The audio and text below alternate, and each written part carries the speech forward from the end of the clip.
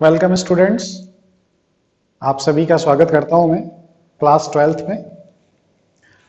सपनों की क्लास, जीवन में जो हम बनना चाहते हैं, हमारे उन सभी ड्रीम्स को पूरा करने की क्लास। जो भी सपने हमने देखे हैं उन सपनों तक पहुंचने की पहली सीढ़ी है ये क्लास।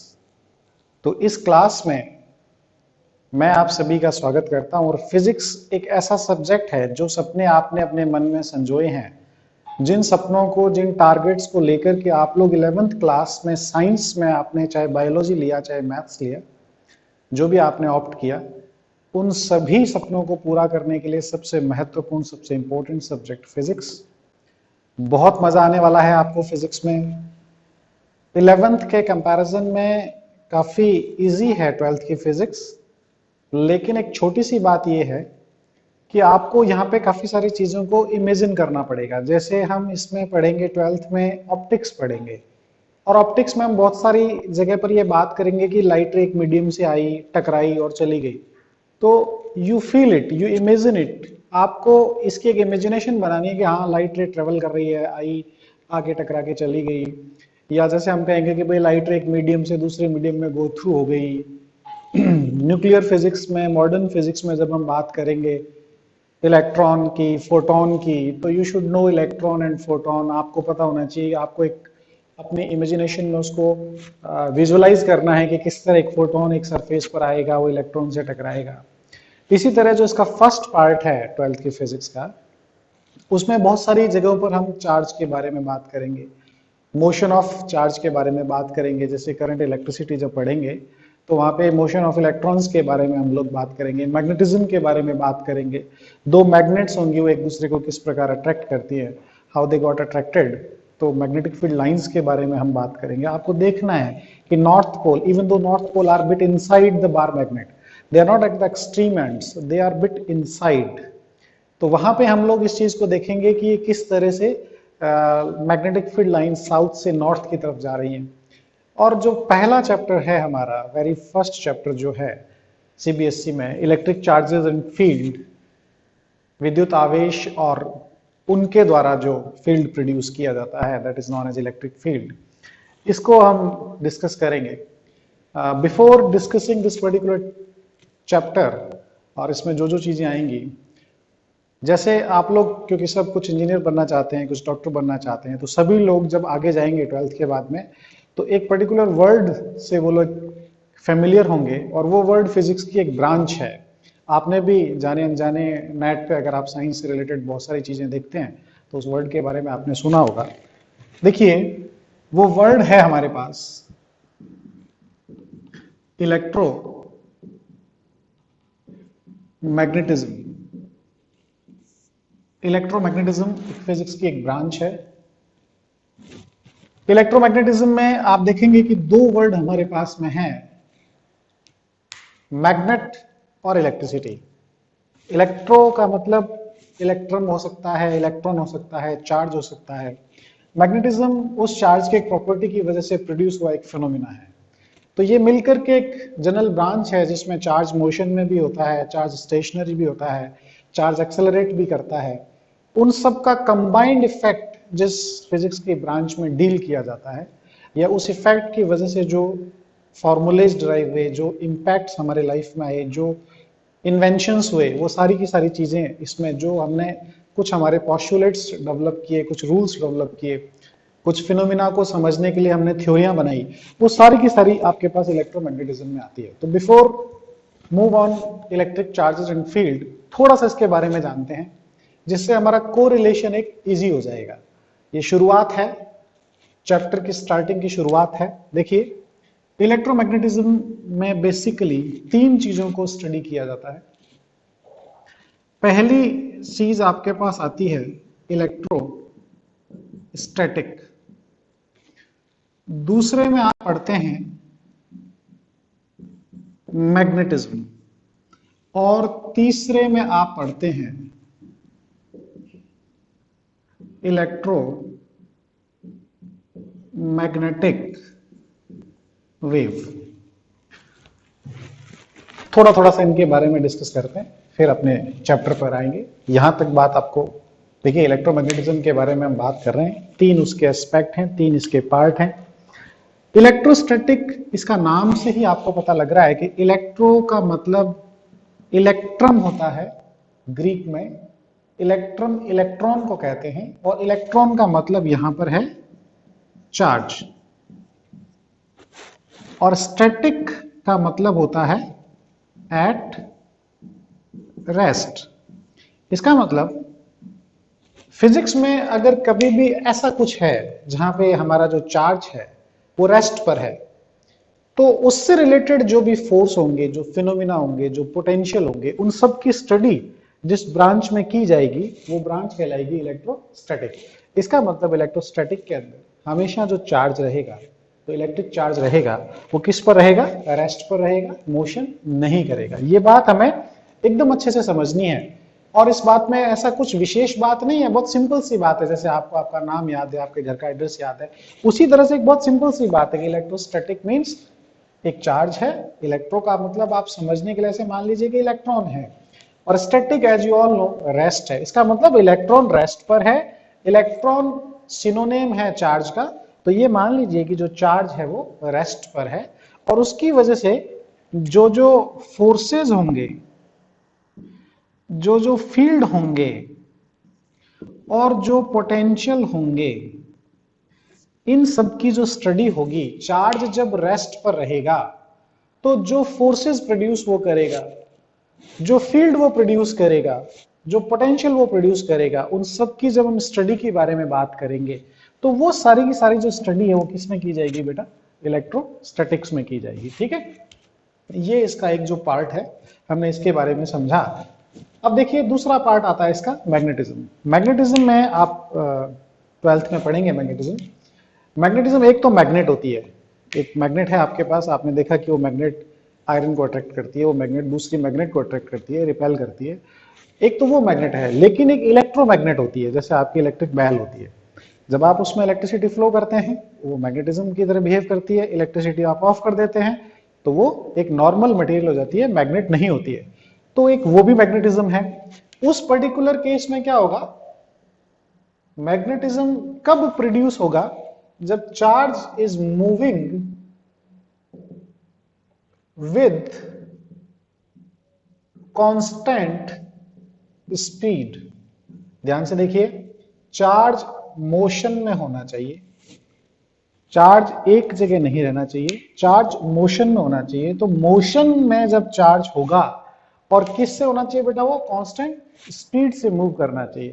तब जो जो फोर्सेस, फिनोमिनाज, इंपैक्ट, वो जो सारी चीजें आएंगी वो आपके पास में मैग्नेटिज्म के अंडर में हम उसको डिस्कस करेंगे। तीसरी इंपॉर्टेंट बात, इलेक्ट्रोमैग्नेटिक वेव्स के बारे में जब आप पढ़ेंगे, इसमें charge is moving with acceleration. Charge का जो मोशन है वो एक्सेलरेटेड मोशन होना चाहिए। एक्सेलरेटेड मोशन के बारे में आप जानते हैं, एक्सेलरेटेड मोशन जो होता है वो जैसे चार्ज किसी सर्कुलर पाथ में रिवॉल्व करे। आपने सबने देखा एटम की, जब आप सब 11th में एटॉमिक स्ट्रक्चर पढ़ करके आए हैं, वहां आपने देखा कि जो इलेक्ट्रॉन है वो न्यूक्लियस के चारों तरफ रिवॉल्व कर रहा है। तो इलेक्ट्रॉन की जो मोशन है वो किस तरह की हुई? सर्कुलर मोशन हुई, और circular motion is an example of accelerated motion. तो उस पर्टिकुलर केस में इलेक्ट्रोमैग्नेटिक वेव प्रोड्यूस होती है। दूसरा, आपने एक्सरे के बारे में पढ़ा, एक्सरे कैसे प्रोड्यूस होती है। एक्सरे का प्रोडक्शन क्या होता है? बहुत हाई एनर्जी के इलेक्ट्रॉन्स को आप एक पर्टिकुलर क्रिस्टल पर बम्बार कराते हैं, वहां से एक्सरे प्रोड्यूस होती है, और क्रिस्टल इलेक्ट्रॉन्स को डी एक्सेलरेट करते हैं, और उस वजह से वो जो आपके पास में एक्सरे जो होती है वो प्रोड्यूस होती है। तो ये आपके पास में इलेक्ट्रोमैग्नेटिक वेव्स के बारे में हमारे पास एक पर्टिकुलर चैप्टर है जिसमें हम इसकी प्रॉपर्टीज के बारे में डिस्कस करेंगे। ये आपके पास एक ब्रॉड क्लासिफिकेशन है इलेक्ट्रोमैग्नेटिज्म का, कि किस तरह इलेक्ट्रोमैग्नेटिज्म जो है वो क्या क्या बातें, किस तरह से परफॉर्मेंस होगी। तो अब आप देखिए कि इलेक्ट्रोस्टैटिक का मतलब चार्ज एट रेस्ट, मैग्नेटिज्म, ये तीनों बातें हमें याद होनी चाहिए, क्योंकि इन तीनों चीजों पर ही हमारे 12th में चैप्टर हैं। लगभग 60% 12th की फिजिक्स जो है वो इसी पार्ट पर बेस्ड है। अब देखिए, जब हम इन चीजों को डील करेंगे, दोबारा समझ लीजिए, इलेक्ट्रोमैग्नेटिज्म की वो ब्रांच जिसमें चार्ज रेस्ट पर रहेगा, इलेक्ट्रोस्टैटिक के अंडर में आती है। उसमें हम उस स्टेशनरी चार्ज का फोर्स वो दूसरे चार्ज पर कितना लगाता है, कैसे लगाता है, वो अपने चारों तरफ किस तरह का फील्ड प्रोड्यूस करता है, उस चार्ज की वजह से क्या क्या पोटेंशियल होता है, ये सारी बातें हम इसके अंडर में पढ़ेंगे। चार्ज अगर मोशन में है, अगर चार्ज मूव कर रहा है, उस वजह से जो उसका मैग्नेटिज्म प्रोड्यूस हो रहा है, क्या क्या फिनोमिनाज हो रहे हैं, ये हम मैग्नेटिज्म में पढ़ेंगे। और अगर चार्ज एक्सेलरेटेड मोशन शो करता है, तब उस केस में इलेक्ट्रोमैग्नेटिक वेव जो हैं वो प्रोड्यूस होती हैं। अब देखिए 12th में हमारा जो सिलेबस है वो बहुत अच्छी तरह से डिजाइन किया हुआ है। सिलेबस की डिजाइनिंग को लेके चलते हैं। इलेक्ट्रोस्टैटिक जो है इसमें हम क्या क्या पढ़ेंगे, इसमें हम पढ़ेंगे चार्ज स्टेशनरी रहेगा, और इसमें हम पढ़ेंगे इलेक्ट्रिक फील्ड, ठीक है। दूसरा हम पढ़ेंगे गॉस लॉ। तीसरा हम पढ़ेंगे इलेक्ट्रिक पोटेंशियल। चौथा हम पढ़ेंगे कैपेसिटर। ये चार इंपॉर्टेंट चीजें हम इलेक्ट्रोस्टैटिक की जो मेन प्रॉपर्टी है चार्ज एट रेस्ट, उस प्रॉपर्टी पर बेस्ड ये चार चीजों को हम लोग स्टडी करेंगे। अलग अलग चीजें हैं ये, इसमें आपके 12 से 15 लेक्चर लग जाएंगे इनको समझने में। मैग्नेटिज्म में जब हम आएंगे तो मैग्नेटिज्म में आपने देखा कि चार्ज मोशन में था, तो इसमें जो चैप्टर आपके पास हैं वो है करंट, इलेक्ट्रिसिटी है, एक मैग्नेटिज्म खुद है जिसमें आप ऑरस्टेड का लॉ पढ़ेंगे, बायो-सावर्ट साहब को पढ़ेंगे, एक आपके पास इलेक्ट्रोमैग्नेटिक इंडक्शन पढ़ेंगे आप, generator and all that, transformer, generators, उन सब के बारे में आप इसमें पढ़ेंगे। Electromagnetic induction, coils, inductive effect, self and mutual inductance, all that. और एक आप पढ़ेंगे इसके अंदर ऑल्टरनेटिंग करंट, एक स्पेसिफिक पर्टिकुलर चैप्टर आपके मेंशन किया हुआ है, अल्टरनेटिंग करंट के बारे में आप पढ़ेंगे। इस पर्टिकुलर केस में आप इलेक्ट्रोमैग्नेटिक वेव इटसेल्फ पूरा का पूरा एक चैप्टर है आपके पास, इसको आप डिस्कस करेंगे। तो ये सीन एंड सिनेरियो है 12th के सिलेबस का। इसके बाद में आपके पास ऑप्टिक्स आएगा, वेव ऑप्टिक्स आएगा, रे ऑप्टिक्स आएगा।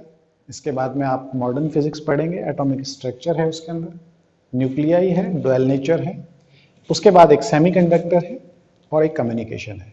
ये आपके 12th का मोटा मोटा क्लासिफिकेशन है। तो बहुत हद तक ये क्लासिफिकेशन जो है ये आप देखेंगे कि आपके इलेक्ट्रिसिटी चार्ज पर बेस्ड ज्यादा है। तो अब आपको ये बात समझ में आ गई होगी कि जो हमारा फर्स्ट चैप्टर है उस चैप्टर में सबसे इंपॉर्टेंट हीरो, हीरो से बात याद आई, आजकल कौन हीरो फेमस है बताएंगे आप? बहुत सारे हीरो फेमस है, रणवीर कपूर हो गया, ठीक है, और भी है वो, उसका गाना ना बचना एक अमीनो,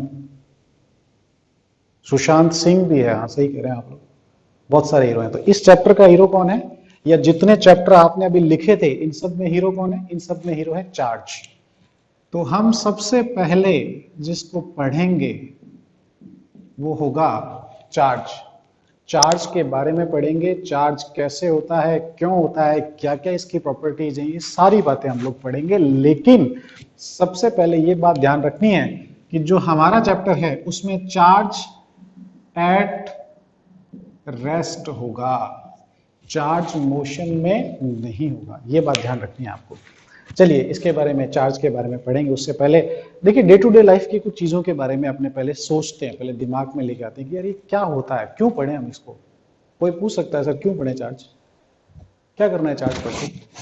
सही बात है, क्या क्यों पढ़े और क्या करना है। देखो उससे पहले मैं इसका आपको जवाब दूं, आप पहले ही सोचो। सर्दियां अभी जब आती हैं तो हम हमारा जो स्वेटर पहना हुआ है उसको उतारते हैं, When we took off the sweater, या कोई सिंथेटिक शर्ट आपने पहन रखी है, आप उसको पहनने के बाद जब उतारते हैं तो आप देखते हैं कि एक लाइटनिंग आपको उसमें दिखती है, एक क्रैकल्स की आवाज़ आपको आती है। कंबल है आपके पास, कवर नहीं चढ़ाया हुआ होना चाहिए, उसमें कंबल होना चाहिए, रुएदार कंबल है, आप उसको ओढ़ते हैं और जैसे आप उसको ओपन करते हैं तो आप देखेंगे उसमें भी आपको एक स्पार्किंग आती है, एक उसमें भी आपको एक साउंड आती है। क्यों आई भाई वो? बताओ, वो साउंड क्यों आई, कैसे प्रोड्यूस हुई, क्यों आई वो साउंड?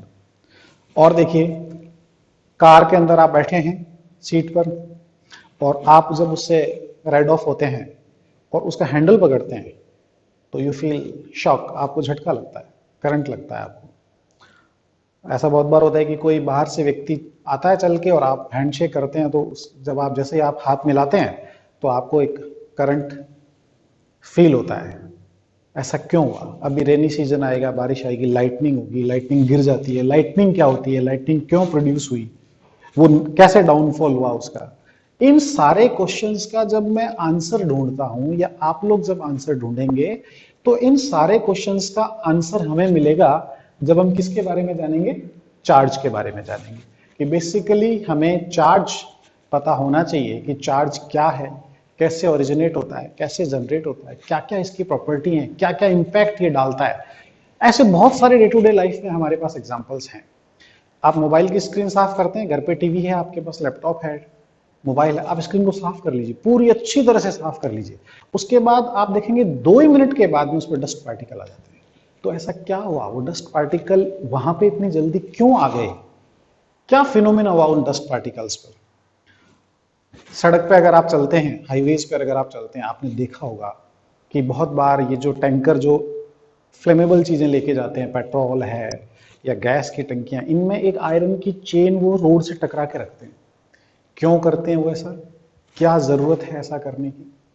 तो ये चीजें, आपको इन सब चीजों का आंसर मिलेगा जब आप देखेंगे।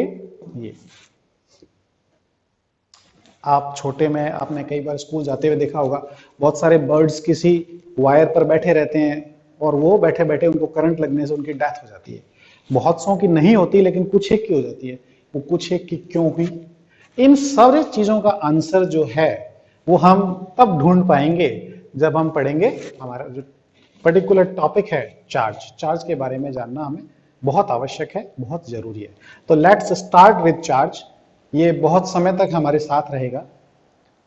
चार्ज के बारे में सोचिए कि चार्ज को अगर मैं डिफाइन करना चाहूं, जैसे आप 11th की फिजिक्स में पढ़ के आए, बहुत सारी चीजों को आपने डिफाइन किया। आपने फोर्स को डिफाइन किया, आपने वर्क को डिफाइन किया, आपने मोमेंट ऑफ इनर्शिया को डिफाइन किया, आपने एम्पलीट्यूड को डिफाइन करा। इसी तरह की एक सटीक डेफिनेशन अगर आप चार्ज की दे पाए मुझे, कोशिश करिए, अपना दिमाग लगाइए कि चार्ज की डेफिनेशन क्या हो सकती है। How we define charge? और चार्ज के बारे में सबसे पहले पता किसको लगा? कौन व्यक्ति था जिसने सबसे पहले इसके बारे में पता लगाया? ग्रीस या ग्रीक, जो भी देश के बारे में आपने, दोनों एक ही हैं, वहां पे 600 बीसी, बीसी का मतलब आपके व्हाट्सएप वाला बीसी नहीं है, ध्यान रखना बात को, ये बीसी अलग बीसी है, सेंचुरी बिफोर। ठीक है, अभी क्या चल रहा है? 2000। ये कितना है? 600 बीसी, मतलब कितने साल पहले? 2600 साल पहले। ठीक है। ग्रीक में एक स्टोन मिला उनको, बहुत ही सुंदर स्टोन। आपने देखा कि वो अंगूठी में पहनते हैं कुछ लोग, टोपाज जिसको इंग्लिश में बोलते हैं, हिंदी में बोलते हैं पुखराज, कुछ इस तरह का एक स्टोन, जिसको वो लोग जानते थे अंबर के नाम से। The stone is so beautiful, एकदम सुंदर, बढ़िया, जोरदार। वो उसको ऑर्नामेंट बनाने के काम में लेते थे। किसी दिन ये स्टोन को एक सिल्क, क्योंकि प्रीशियस था, कीमती था, तो सिल्क के कपड़े में इसको वो लोग रखते थे। तो सिल्क के कपड़े में जब उन्होंने रखा, तो उस कपड़े में रखने की वजह से कुछ रबिंग हुई इसमें। रबिंग होने के बाद में जब उन्होंने इसको सिल्क के कपड़े से निकाला, निकाल करके कहीं रखा, तो इसने क्या काम किया बेटा? छोटी छोटी सी चीजों को अट्रैक्ट कर लिया। जैसे छोटे छोटे पेपर पीसेस को इसने अट्रैक्ट कर लिया, छोटे छोटे से आपके पास प्लास्टिक को इसने अट्रैक्ट कर लिया। तो जब इसने अट्रैक्ट किया और ये लोगों ने देखा, तो उन्होंने कहा यार ये तो चमत्कार हो गया, तो जोरदार बात हो गई कि ये इन चीजों को अट्रैक्ट कर रहा है। उस समय तक मैग्नेट का इन्वेंशन किया जा चुका था, या मैग्नेट जैसी कोई चीज। अब अट्रैक्ट किया, अट्रैक्ट करते करते ये प्रॉपर्टी आई, ये प्रॉपर्टी बाद में आई। तो अब ये बात आई साहब कि ये चीजों को अट्रैक्ट कर रहा है, तो एक पॉसिबिलिटी तो ये है कि ये क्या हो जाए, ये हो जाए मैग्नेट, और एक पॉसिबिलिटी पता नहीं क्या हो जाए ये। लोगों ने कहा साहब ये मैग्नेट है, बहुत बढ़िया बात, लेकिन जब मैग्नेट की बारी आई तो ये देखा गया कि मैग्नेट तो दो ही चीजों को अट्रैक्ट करती है, या तो दूसरा मैग्नेट हो या एक सर्टेन टाइप की मेटल हो, जिसमें आयरन हो सकता है, कोबाल्ट हो सकता है। ठीक है, तो मैग्नेट तो ये है नहीं। अब ये क्या है? असली कहानी यहां से शुरू हुई कि भैया ये क्या है, इसने क्या अट्रैक्ट किया, ये जो अट्रैक्शन हुआ, ये प्रॉपर्टी क्यों आई? तो जो चार्ज ओरिजिनेट हुआ, वो चार्ज का जो ओरिजिनेशन है वो यहीं से आया कि भैया ये क्या है, इसने क्यों इस चीज को अट्रैक्ट किया। वहां से ये फिल्म स्टार्ट हुई, जो आज तक लगातार लगातार चलती जा रही है और बहुत ही सुपरहिट फिल्म है। आप सब मोबाइल्स देख रहे हैं, इलेक्ट्रॉनिक्स देख रहे हैं, इलेक्ट्रिकल था अब इलेक्ट्रॉनिक्स है, ठीक है, वर्चुअल रियलिटी है, वो सब सारी कहानियों के पीछे हमारे एक हीरो हैं, चार्ज। अब देखिए चार्ज की डेफिनेशन, आपको मैंने कहा था चार्ज की डेफिनेशन बताइए आप। सोचिए क्या हो सकती है। 10th में आपने चार्ज के बारे में पढ़ा है और छोटी क्लासों में आपने इलेक्ट्रिसिटी के बारे में पढ़ा है। तो चार्ज को how can we define charge? देखिए फिजिक्स में ना बहुत सारी क्वांटिटियां होती है जिनको डिफाइन करने के तरीके अलग अलग होते हैं। जैसे 11th में आप पढ़ के मोमेंटम, हमने मोमेंटम को डिफाइन किया। हमने क्या डिफाइन किया मोमेंटम को? Momentum is the product of mass and velocity of a moving object. तो ये मोमेंटम की एक्चुअली डेफिनेशन नहीं थी, बट कंडीशनल डेफिनेशन थी। मोमेंटम का एक फॉर्मूला था, उसको हमने डेफिनेशन में कन्वर्ट कर दिया। हर चीज की एग्जैक्ट डेफिनेशन हो फिजिक्स में, ये कई बार मुश्किल हो जाता है। जैसे चार्ज है, तो चार्ज की कोई श्योर एंड सर्टेन डेफिनेशन नहीं होती है। चार्ज को हम डिफाइन करते हैं उसकी प्रॉपर्टीज के बिहाफ पर, उसके कैरेक्टरिस्टिक के बिहाफ पर हम चार्ज की डेफिनेशन प्रोवाइड करते हैं। जैसे चार्ज के बारे में मान लीजिए एक चार्ज है,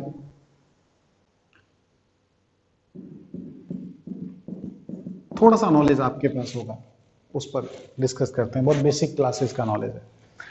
आप इसके पास में नेगेटिव चार्ज लेकर के आए, तो ये क्या करेगा बताइए, क्या करेगा? अट्रैक्ट करेगा, ऑब्वियस है। आप इसके पास पॉजिटिव चार्ज लेकर के आए, क्या करेगा? इसको ये रिपेल करेगा। अट्रैक्शन और रिपल्शन हो रहा है, बिल्कुल सही बात है। आप किसी को अपनी तरफ खींचना चाह रहे हैं, इसका मतलब आप क्या लगा रहे हैं? आप फोर्स लगा रहे हैं। इसका मतलब चार्ज एक फोर्स प्रोड्यूस करेगा, बिल्कुल सही है। दूसरी बात, आपने ग्रेविटेशन में क्या पढ़ा था? देखिए ग्रेविटेशन को थोड़ा सा फ्लैशबैक में चलते हैं। ग्रेविटेशन में आपने पढ़ा था ये हमारी अर्थ, बहुत बढ़िया, यहां एक ऑब्जेक्ट, बिल्कुल ठीक, मैंने इसको छोड़ दिया, फेंका नहीं, छोड़ दिया। अर्थ के ग्रेविटेशनल फील्ड में कहीं भी मैंने किसी ऑब्जेक्ट को छोड़ दिया, I just make it free, what happen? Object will move towards the centre of the earth. Object कहां जाएगा? अर्थ के सेंटर की तरफ जाएगा, जाना ही पड़ेगा। क्यों जाना पड़ेगा? अर्थ इस पे ग्रेविटेशनल फोर्स लगा रही है। यही बात यहां समझिएगा, हम डेफिनेशन ड्राइव करेंगे। अर्थ के ग्रेविटेशनल फील्ड में एक ऑब्जेक्ट था और वो इसकी तरफ अट्रैक्ट हो गया, ऑब्वियस है। पॉजिटिव चार्ज था, आपने पॉजिटिव रखा, दूर चला गया, नेगेटिव रखा, अट्रैक्ट हो गया। ऐसा कब तक होगा? जब तक ये दोनों इसके फील्ड में होंगे, इसकी रेंज में होंगे।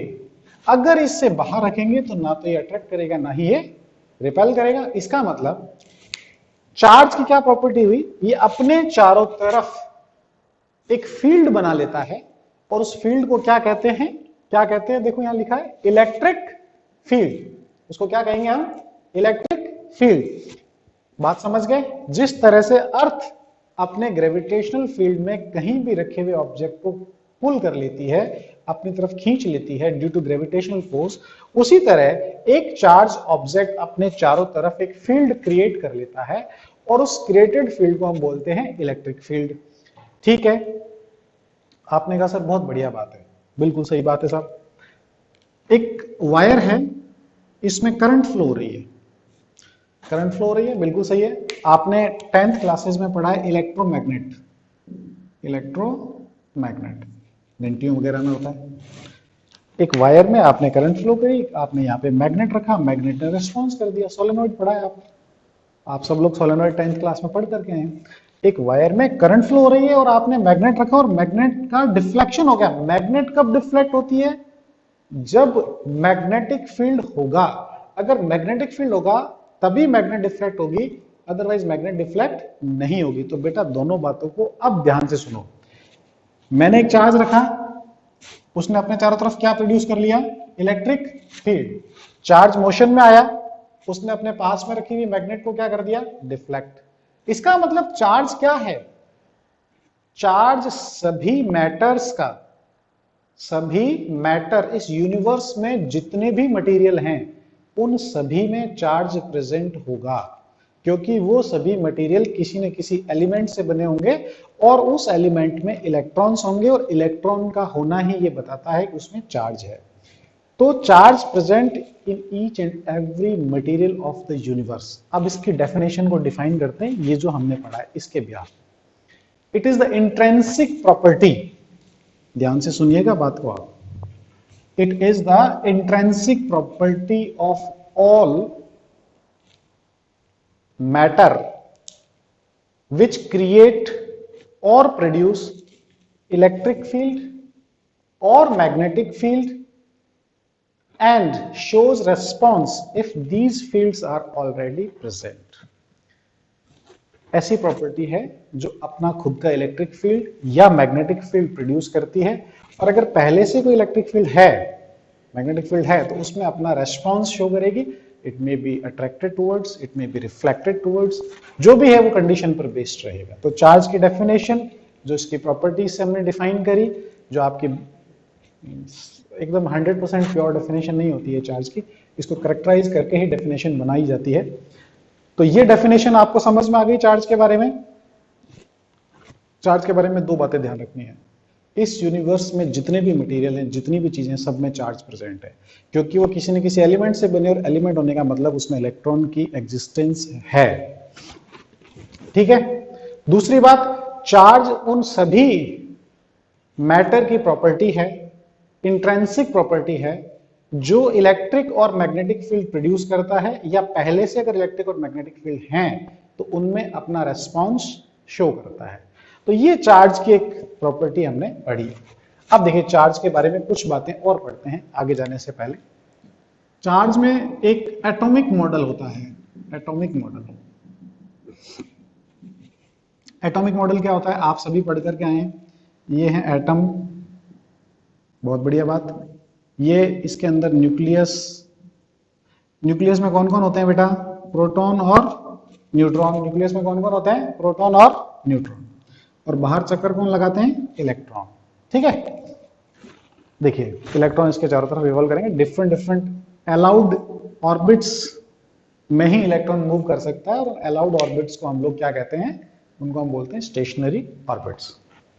आपने 11th में 4 फोर्सेस पढ़े थे, 4 फंडामेंटल फोर्सेस को आप पढ़ करके आए। कौन कौन से हैं?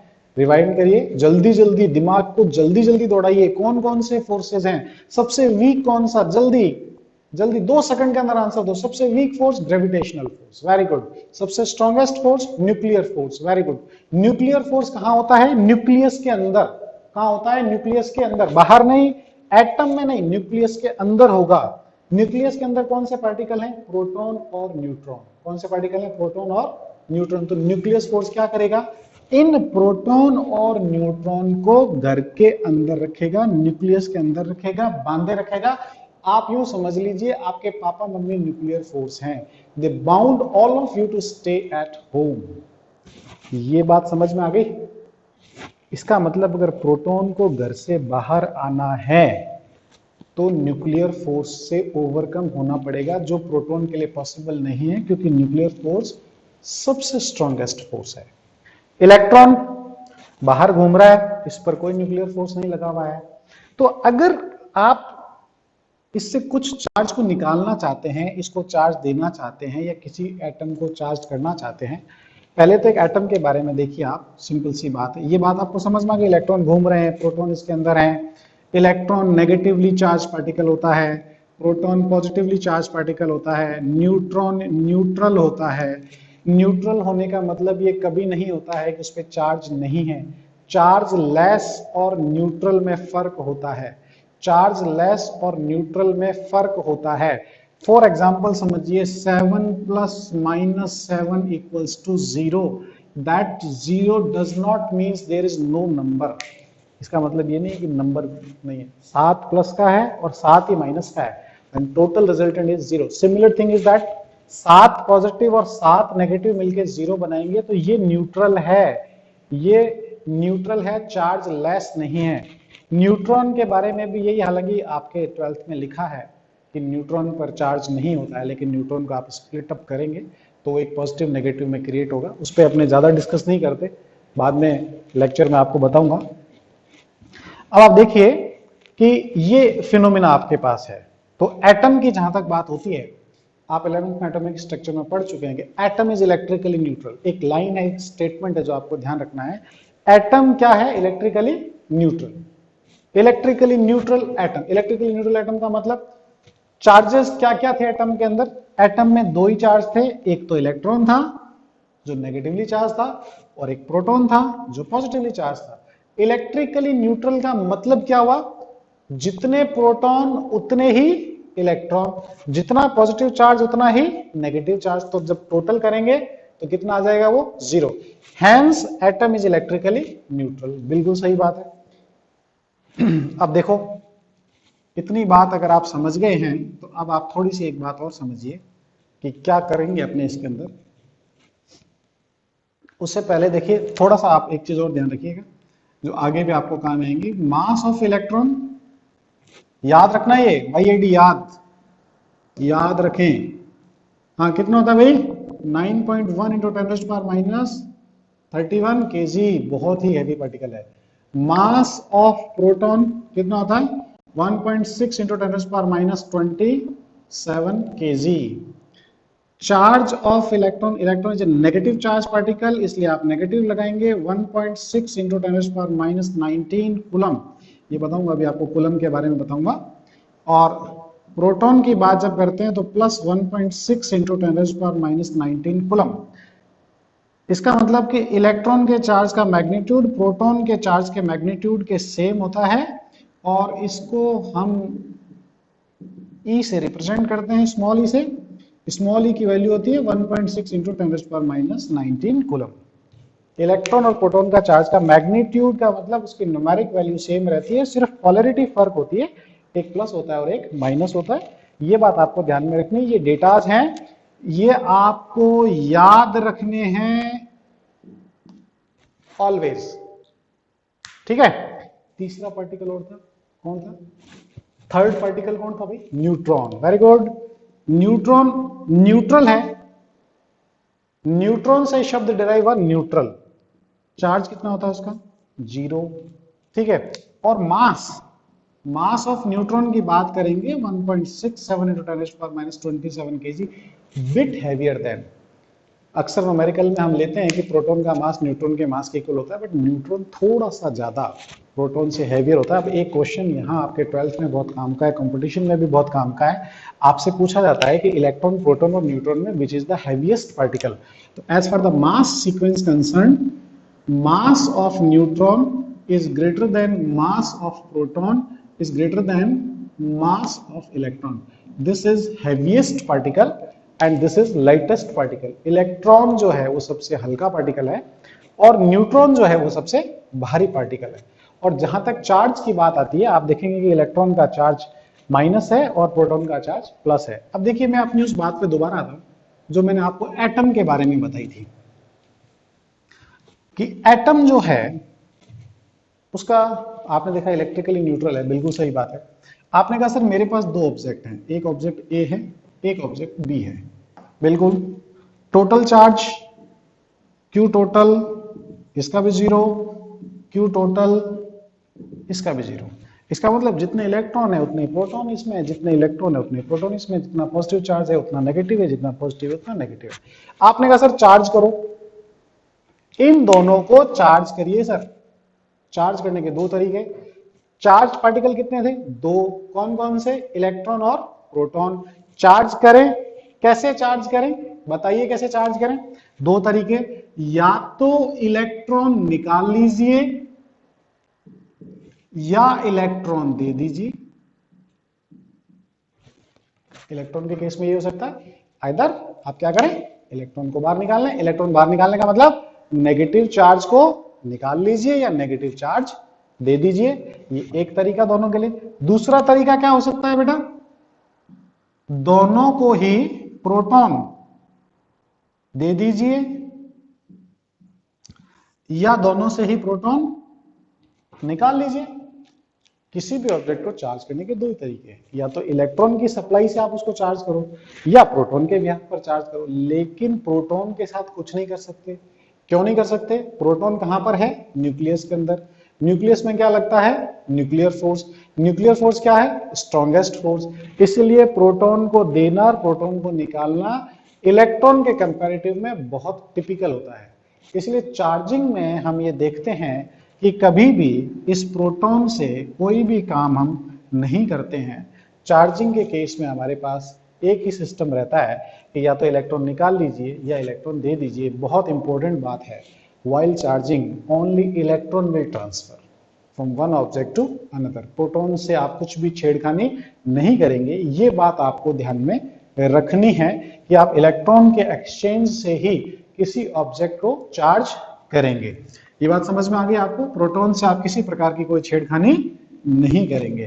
तो आज हमने चार्जिंग के बारे में सीखा कि चार्ज बेसिकली क्या है, कहां से आया है, ये चैप्टर हम क्यों पढ़ेंगे, इस चैप्टर को पढ़ने से हमें हमारी डेली लाइफ में या फर्दर एडवांस टेक्नोलॉजी को समझने में किस प्रकार हेल्प होगी।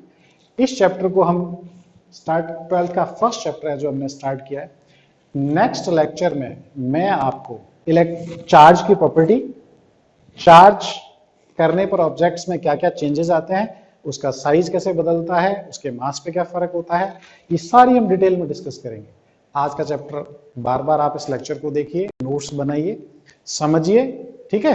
कोई भी डाउट आता है, जो नंबर आपको दे रखे हैं आप उन पर अपने डाउट्स को डिस्कस कर सकते हैं, सेंड आप कर सकते हैं उन पर। Thank you very much.